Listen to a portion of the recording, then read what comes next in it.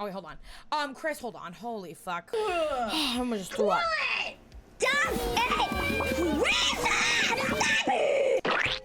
Oh, God. 34 minutes with Chrismak.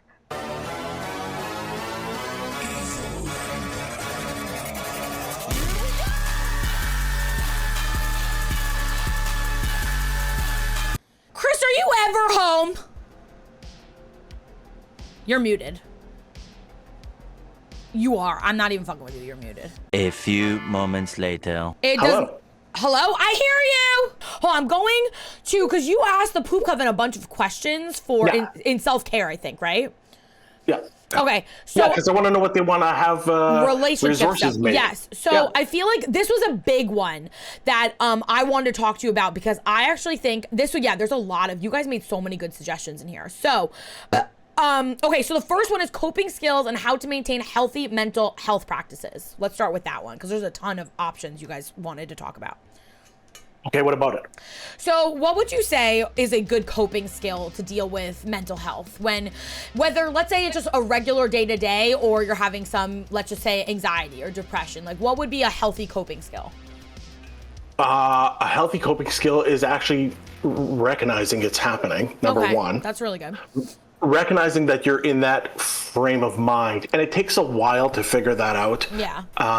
Because, it just feels normal at first. This is just my normal life. Right. And then once you can pinpoint, I like doing a journal. I like doing a journal that is a mental health journal and a trigger journal. Mm-hmm. So when I have those kind of feelings like anxiety or depression, I kind of write down the time, the day, what was going on. And after a while, you can kind of see why you're being triggered. And then you can go research a little bit on, hey, I get triggered when authority, let's say, my boss at work wants me to get documents done or something else.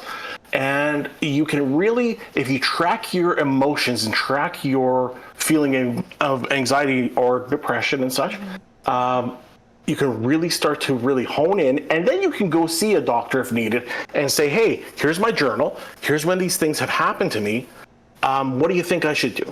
Yeah, I think a trigger tracker, Resilient Wonder, is a really, really, really, really, really good way to think about it. Identifying triggers is so eye-opening, because I think a lot of us don't realize how also getting micro triggered builds up. And you can have all these, like for instance, we were just discussing before we started the podcast that I'm going to be seeing this girl that I'm no longer friends with. And I wouldn't say it's a trigger, but I feel this rumbling of nerves. And you said, yeah, I'd be nervous too. And it's one of those things where, like, it means that maybe the day of I'm going to be stressed and tight, or even the days leading up to it, I'm going to be a little bit more, on edge, or just it's going to be ruminating a little bit. So being more, also, I would say for me, a coping skill would be being gentler with myself during that time, giving myself the space to be like, you know what, you need to go for a walk and cool out. You need to go to Barnes and Nobles, do things that take your mind off it, make you happy, because I might get edgy, and as I lead up to it. So that's something that would be if I know a trigger's coming, I'm going to be very gentle to myself leading up to it as well. And so identifying triggers is so helpful. I feel like that was really, really good way to start off. One of the things I will say is lately I've been telling people to make a gentle plan for themselves. Yeah. Because people are too hard, but you should make a gentle plan for yourself. One of the things, if I was going to see this, when I go to this baby shower, I would stop at Starbucks and get my favorite drink. Yes. I would take the extra 5 minutes to breathe. Yeah. And I just kind of prepare. Yeah. And I'd go in and just get it done. And just try to prepare. I think, it's funny because I remember when I first brought up, I'm going to have to go to Killa's baby shower. And I don't know who said it in chat, but somebody was like, oh my God, I would be I think it was Alley Oop actually. She was like, I would be sick to my stomach. I would not be able to go. And it's an interesting thing because on one level, I feel really like therapy. And I know I harp back to, we talk about therapy a lot, but therapy has really created a really nice current within me of okay, you're nervous. Okay, and then like allow yourself to process that you feel nervous, and like that being nervous doesn't mean I have to do anything with that. Like I think being gentle with yourself and treating yourself with kindness, like you said, getting yourself a Starbucks, or that night before having a really special dinner, or whatever makes you feel good, like that's as much as I can control. And when I'm there, I just know I'm going to feel nervous and awkward, and it's not going to be pleasant, and it will be a short burst of my life, and I'm going home after. Like, it doesn't have to be anything bigger or more nerve-wracking than that. And that's sort of how I'm going to, like, think about it. Arm yourself with tools and options. Take a bath the night before. Do whatever. And honestly, I think what Chris and I talk about a lot is, like, preparing yourself. You're going to do a scary thing, right? And whatever that is for somebody. Maybe you have to do a public speech or something, right? People really, I know you and I don't care, but like a lot of people have a real big phobia of doing like a public speaking thing. Mentally preparing that something might go wrong. You might flub what you're supposed to say. You might need to sneeze. Like mentally preparing, then also allowing whatever happens to happen. You're human. Like that's how I'm going to prepare for this. And I think that's like, if it's uncomfortable, we are creatures of comfort. Exactly. That's a really good question. How Resilient Wonder brings up being uncomfortable and how we want to always be comfortable. So would you say that anytime you're about to do something uncomfortable, maybe like writing things down, like you said, or doing more of like a gentle thing, all those things would be something that you do about before doing something uncomfortable? Well, research has shown that when you're doing things uncomfortable, and uncomfortable situations will happen to everybody in life almost every day. Mm-hmm. There's always something. Mm-hmm. You're going to see somebody you don't like. You're going to have to do something you're not comfortable with at work, like a speech. Right. Like you're not going to be a drug runner or something, but like a speech and the normal stuff that you do through the day. Right. But research has shown that if you actually sit pen and paper and write out what makes you feel uncomfortable, and then write out what you will choose to do about it, mm-hmm. and how you will choose to take that energy into a different path. Mm-hmm. And taking that time to actually sit and write really locks it into not only your brain, but your body and your repetitiveness in your system. What's also really interesting is that I feel like so much about being uncomfortable, for instance, let's use me an example. I'm going to this baby shower. There's a girl who I was friends with for 14 years that we are not going to be friends. I'm not friends with anymore. I didn't go to her wedding, like a whole thing. Like I'm going to see her for the first time. This is like what I'm going to be uncomfortable, right? It's going to be awkward, right? But that doesn't have to be anything. It doesn't need to be bigger or more than that. I think that like you said, when you start to ruminate, if you can put it in a context of like, what's the worst that will come from being uncomfortable? Nothing. What's the worst that will come from even a confrontation? Nothing. Especially when someone means essentially nothing, and it does. And this is going to segue perfectly into Rex's next comment. Like when a person, Brady always says, if you wouldn't ask somebody for advice, you should not care about their opinions. And that's like, if you don't value this person in any real way, being uncomfortable, being awkward is the extent of what it's going to be. And then I leave and I go home and then I see you guys, and it like doesn't have to build or be anything larger than that. And I think if people can put into context that being uncomfortable doesn't mean anything, nothing bad happens. And much like you did, Yeah. Oh, Chris, you're frozen. Hold on. Wait, we're frozen. Wait for Chris to unfreeze. I'll read what Addie said in the meantime. I was thinking about it the other day. Why do I hate public speaking? And came down to the fear of judgment and being perceived. And at the root of that, it's not having control over people's perception. So if I hype myself up beforehand, I'm actually more comfortable and ready for whatever comes my way. Addie, exactly. Okay, we're back. Chris.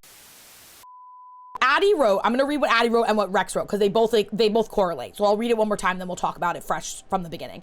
I was thinking about it the other day. Why do I hate public speaking? And came down to the fear of judgment and being perceived. And at the root of that is not having control over people's perception. So if I hype myself up beforehand, I'm actually more comfortable and ready for whatever comes my way. Rex also wrote, as a creative, I love learning about how other creatives put themselves out there and maintain their sense of self-confidence, and a taste in the face of public online scrutiny. And I think both of those correlate to perception. So now, Chris, go and about what you were saying about perception. I think that you should care about perception and you should not care about perception. The thing that got me over public speaking and the fear of public speaking, because when I was like young, I didn't like doing it at all. But I realized that people in the room more likely are the champions of you than they are looking at you and picking you apart. However, I will say this for my own life: if I have a person who thinks I'm the villain in any of their stories, I lean into it. Really? And I lean into it not in a mean way or a like I'm gonna get you way. I lean into it being a better speaker, having more people care about my stuff, and being more fluid and confident in what I do. It's why people buy Chrismak shirts. So it will. Would you say it like boost your confidence, or it like? Yes. Oh, it boosts. So if you feel like you so you think that having something to prove makes it like gives you like an oomph kind of thing. I think that people have to realize when, and it's said a lot, when people really dislike you, especially in the creative realm, it's because you're fucking good. Interesting. And there's a jealousy there. There always is, because in the world of creativity and content creation and everything, it is truly an industry of kill or be killed, because everybody's going for the same thing. And if you have people that dislike you, it's probably because you're really good, and those people will come around and change once they find out that, as I have found, much like yourself, as I have found, the good people try to lift others up. Right. I think I have a unique, I have a unique perspective on this in two different capacities. Because with Addie's perception, I'm somebody who never cared. Like, I was on the stage at fucking 4 years old at my cousin's bat mitzvahs on the microphone screaming. I didn't give a fuck. I think I was just born with something cracked in there that was like, I never have cared what anyone has perceived me as. And what's interesting is, the other day I got a comment that was like, it was a compliment. It was like, oh my God, I think all girls are so sexy. And it's so weird. I have tattoos. I have blue and purple hair. I, at some point, had lots of piercings. We're going through all your prompts. Now, what we were talking about before everything shit the bed, I was texting Nair. Hold on, let me go back over to self-care. Okay, so what we were talking about before, let's see if it breaks again, was being perceived. Perception, right? So how do you feel about being perceived, Chris? Go. Jesus Christ. Like I said, I think it's great. I think that people should care a little bit about it, but not too much. I think that if people perceive you as the villain, that you should lean into it and make it become your fire to be the best you can be. Because usually people come around, because if you have a good heart, they'll come around and they'll notice it. When it comes to creativity and perception and creativity, because creativity and content creation and everything that goes with it is so dog eat dog world, I think that you got to believe in yourself, believe that you're great, and just keep on pushing forward. Okay, so and then my wife is here. My wife has just shown up. Stephanie. Hi. And she has teddy bear hair. Hi, honey. You want to say hi? Hi, Stephanie. Hi, you're so beautiful. Stephanie, the entire stream just died and everything got resuscitated. I'm sorry, I'm holding it so late. Everything broke. Everyone say hi to Stephanie. She's the best. Okay, so what I was saying is that I have a different perception about being perceived, because I think when I was little, and even now, I don't perceive myself as anything other than Haley. But then this is the thing that Rex. But you do. What do you mean? Because publicly you don't care, but privately you do, because you care when Brady shits on you, or you care when, like, I have talked to you and you care about how your private relations perceive you. Well, I think I think you're talking about boundaries. And I feel like that's a different thing. Because, like, if let's say I'm like, oh, I don't want to talk about this because it's personal, that's not a misperception. Like, I don't care if someone thinks that I'm weird or foul or vulgar or, like, a terrible streamer. Or I don't, as long as it's not coming from someone I care about, if they think I'm, right. But I think this isn't, like, this, of course, I think you should always value how you're perceived by people you love and you care about, but I don't think that's what we're talking about. We're talking about, like, what, like, Brady was talking about, you know, public speaking. those are mostly strangers in theory, right? Yes, Or yes, I'm talking yes. about like Rex is talking about on the internet. Like, how do you feel and you love who you are and can maintain a sense of self and self-confidence under scrutiny of the internet to the masses. So that's a different story. Because, like, of course I care how Nair and Brady and you and Addie and all the poops in here and Aiden and my parents, how you guys perceive me, because, like, I love you and I value you as people. How do I don't like you. Okay, well, how do I get over the feeling of, like, strangers misperceiving me or judging me? That is what I mean when I say I don't care. I don't care, and I really, really mean it. Like, if a stranger on the street thinks I'm a terrible human being, well, I don't know you, and so your opinion means absolutely nothing to me. It does not matter. And, like, I think that's what you're, like, why when I get up on a stage and I do a public speaking engagement, do I want, if it's professional, I want it to be like, oh, I'm acting professional. Your butt's all But why? Thank you, gone. Hockey Boy, for the 3-month resub. But, like, for me on stream, people are like, you should calm down. You should talk slower. You should, show boobs. You should show skin. You should do that, right? How do I not succumb to public online scrutiny? Is because I know intrinsically who I am. And I know very deeply. I have a very strong sense of self. I've always marched to the beat of my own drum. I'm not trying to say this in like any kind of way. It's just the truth.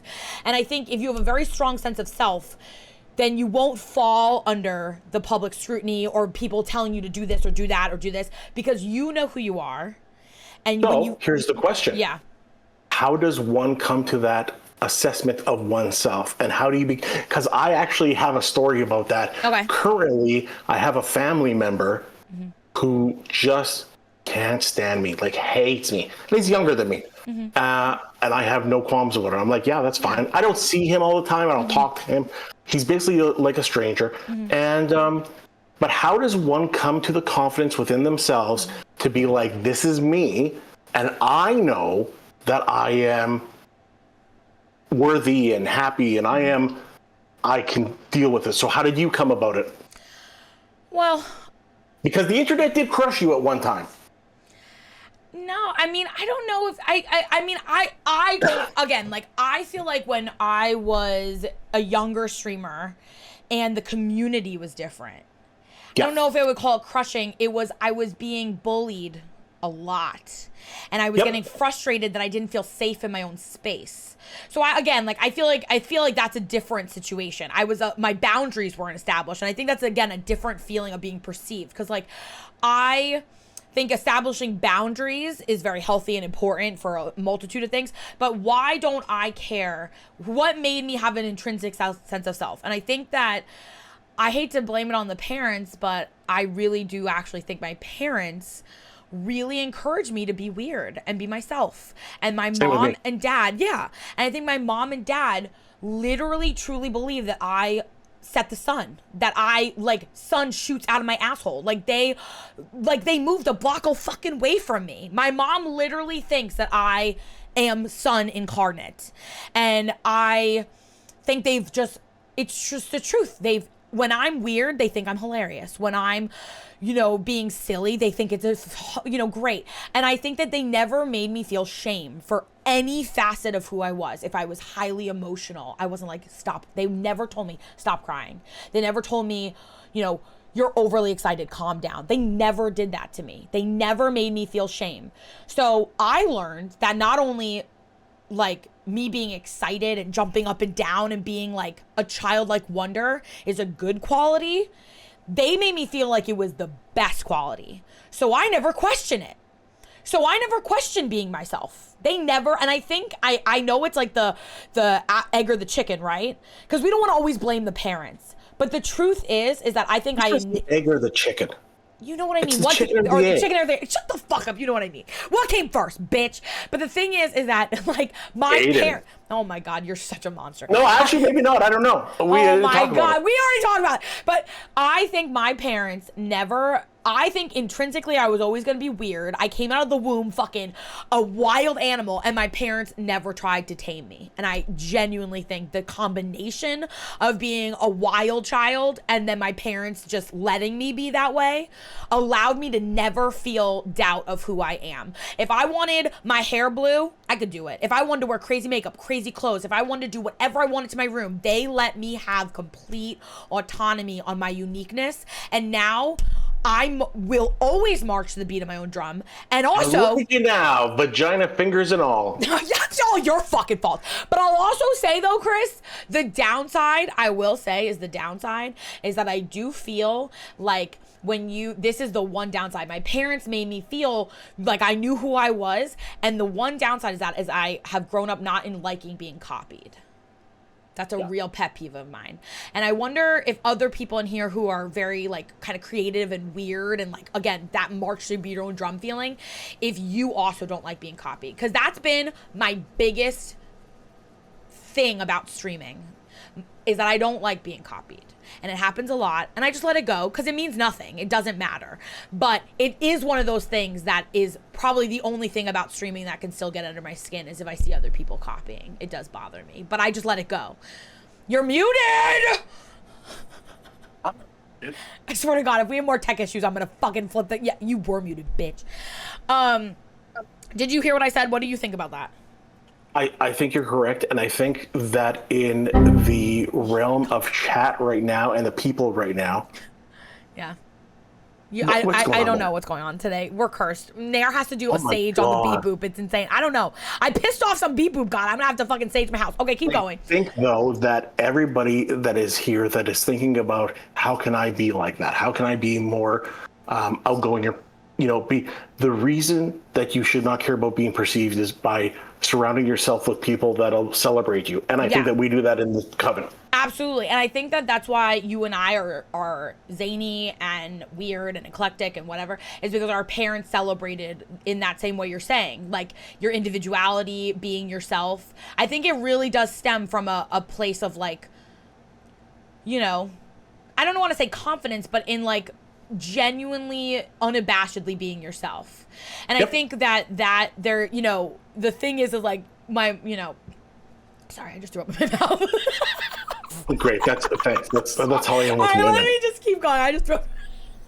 Great, this is how I am with the ladies. Okay, Abby I know you really did. Thanks. I try to be the kind of person, as a general rule of thumb, to try to not let people who have no impact on my life think about me. Abby, that's exactly right.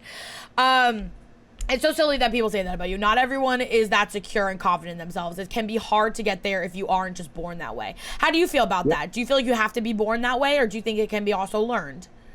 I wasn't born that way. I was really shy, and I was really self-conscious up till 13, probably 14. So what changed? What changes are I didn't care anymore, and I realized that for instance, if I did a speech, probably wouldn't see those people ever again. Yeah. And I will go out and do the best, and I will wing it. It's why people like me and you don't really have scripts when we do speeches, because we know the content well enough that we can talk about it. Mm-hmm. But that's interesting that you, when you were very young, it wasn't inherent. Something switched in you, where you were like, I'm never going to see these people, and you made a choice. So that's two different sides of the coin. Because I'm saying that I think inherently I was born a little weird and wild, and then I was encouraged to be weird and wild. And you're saying I wasn't. I made a choice to be my weird and wild self. I was encouraged, but in public, I was very conscious. Interesting, very interesting. And I don't think and I'm being honest, I don't think I ever cared. Like, I mean, Jesus Christ, you guys should see my fucking home videos. Holy fuck, Jesus. I was just myself, only in all the videos it was like fucking even worse. I was just a ball of hair and fury just running around the house. Resilient Wonder said, it's sad when people use value, misperceive your intentions, and it causes issues from poor assumptions. I don't know. But also, how do you feel about that? Because I think a slight thing about that, though, is that I feel like it only should matter if you care about the person's opinion of you. I agree. If someone misperceives you or makes poor assumptions about you, but they're a fucking Bob the fuckhole, who cares that Bob the fuckhole thinks or misperceived you or has poor assumptions? The only people whose opinion you should value are the people who matter to you. You know what I mean? I think that's a big thing, is that public scrutiny, the public perception, who cares, Is that wrong? I don't want your computer to crash, so I'm not going to give a gifts up to Bob the fuckhole. Yeah.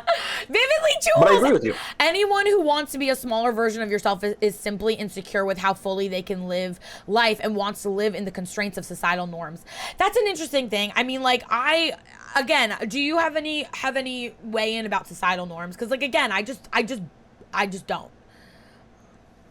I do, because they are there no matter what you want to say or want to do. Mm-hmm. But I think that there comes a point where a person has to really step out of themselves, look at them, at the societal norms, and then choose if they want to follow them or not. Choose which ones you want to follow, and don't be ashamed of who you are. Yeah, I think a lot of stuff has to do with shame, of feeling embarrassed, of feeling like you're like I've talked about this a lot. Like in high school, I was in a big group of friends, and they were all, at the time, that was like the juicy velour tracksuits and like the very preppy kind of style. And I was in that group of girls and friends with all of them, very, very dear friends with most of them still. And I was a punk skater, blue hair, black hair. I was a completely, like, I didn't listen to the same music. I didn't like the same boys, and it didn't matter. I still was completely unequivocally me, and either they accepted me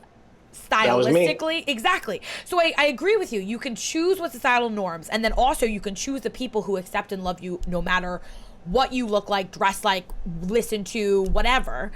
And those are the people who love you for your soul, and those are the people who will be with you and be your friends. I mean, like, Heslop and I have known each other for 3 years. I've known her since we were 1. She's seen every version of me, and we still choose to love each other in every capacity. And I do think that it's you can adhere to societal norms, and you can also choose the people that you like. It goes beyond societal norms. How do people who have BPD and do not have a strong sense of identity work towards that, or are they just screwed? That's from Andy. I don't think anybody is ever screwed. Mm-hmm. I don't think whatever it is, it doesn't matter if it's BPD or anything else. I don't think you're ever screwed. I think there's enough information out there. I think there's enough therapy out there. I think there's enough help out there for most things, and reading and other things that that you can always go forward and change and choose to do different. And can I also just really say work towards things? That I also feel like a strong self-identity, if you have BPD, if you have any kind of anything, I think that can be part of your identity.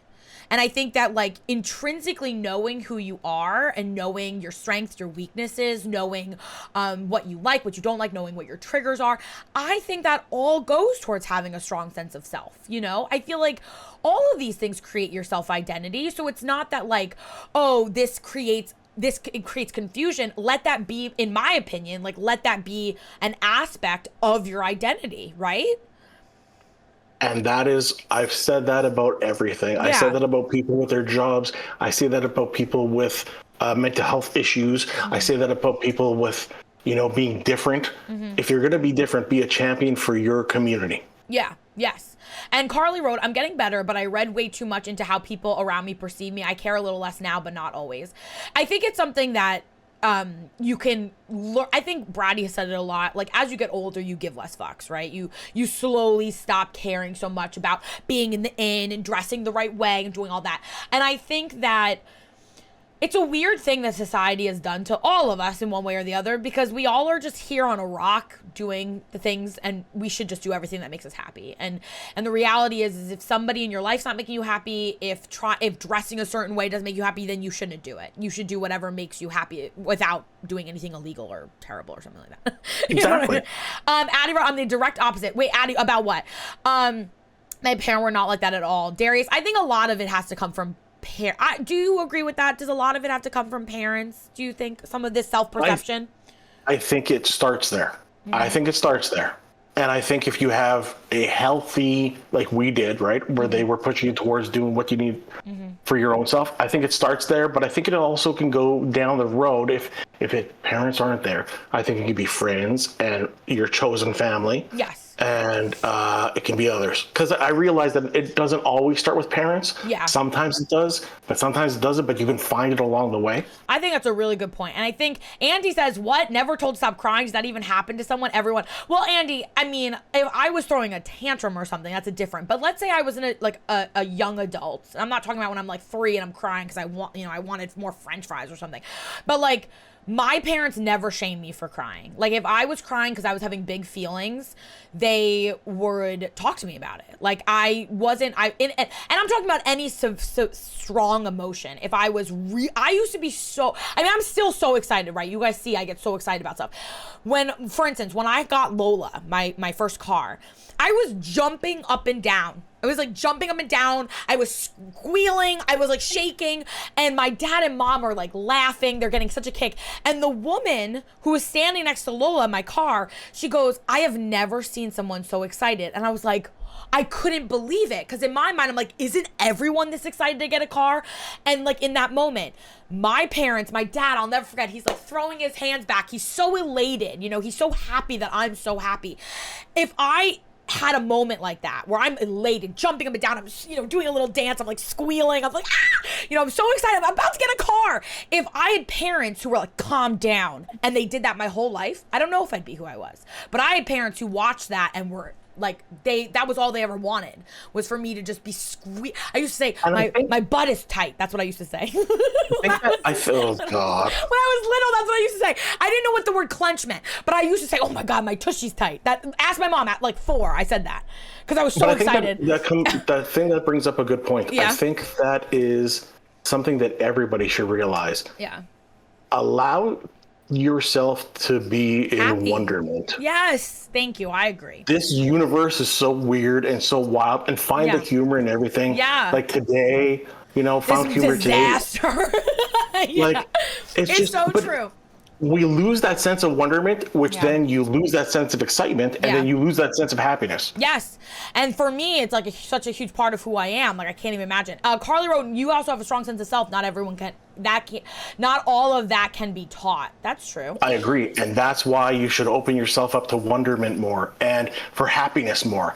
And it's simple things of just waking up and being like, I know I might be in a shitty situation now. Right. But something funny is going to happen today, and I'll just find, the humor in it. Well, what's also really interesting, and I know the timer's up. We'll start wrapping this up. I just want to catch up with a couple more things. I also want to just say that Chris and I both are like unabashedly ourselves, and we are silly. And he and I, when we sit at the grown-up table, are the ones like laughing and being stupid. But I also feel like you don't have to be like this zany. Look at Aiden. Aiden is not zany. He is not this, So is Stephanie. Right. So is Stephanie. But they are also very much themselves. And they are. Yes. Yes. Stephanie and Aiden, not like me and you. However, when we were hanging out with Brady, they were doing the little coloring book that we were doing to make little dinosaurs with papers. That was fun. It was fun. And that's what I mean. Like, they, you can have the personality type of like a Chris and I, a little zany and, I keep wanting to say eclectic, but I don't think that's the word I'm looking for. I think nothing more eclectic than an otter touching your vagina. Don't please leave animals out of this. But, but you can like Aiden and Stephanie and Brady and they're all like exactly who they are. They don't need to become more, weird and like whatever. You can be exactly who you are, and you could be much more like Aiden and I have been together for 19 years. But let's just say he was somebody who tried to make me less myself, right? Yeah. That wouldn't work. Because like I grew up with parents who wanted me to be myself. So yeah, exactly. So you have to, have people, but that's going back to what you said, having people around you that encourage you to be you. Can you imagine if Aiden made you less yourself, how clean your house would be with not shit all over the walls? I love the way my house is decorated, you fuck. Okay, so could you imagine all the garbage that you would just not have in you? I'm so tired of the slander. Shabu said, I wish my dad had never told me to stop crying. He's better now, but with proper tools. I know. It's a very, parents can do a lot of damage. You know what I think? What? Did he hang up on me? Oh my God. I honestly can't tell if he hung up on me because of all the tech issues. Fucking Chris, you didn't even say bye. Oh my God. Okay, this podcast was an absolute disaster. We only made it through 2 of the prompts. We have all of those. So we're gonna have relationships part 3 next month, where me and Chris, hopefully in one concise fucking podcast, can go through the rest of the prompts. Tonight, I'm just glad we got through any of that. Chris, I'm so sorry. Thank you so much. That was insane. I don't know. I don't even know what I'm gonna do with this fucking video. I have no idea what to do. This was a fucking mess.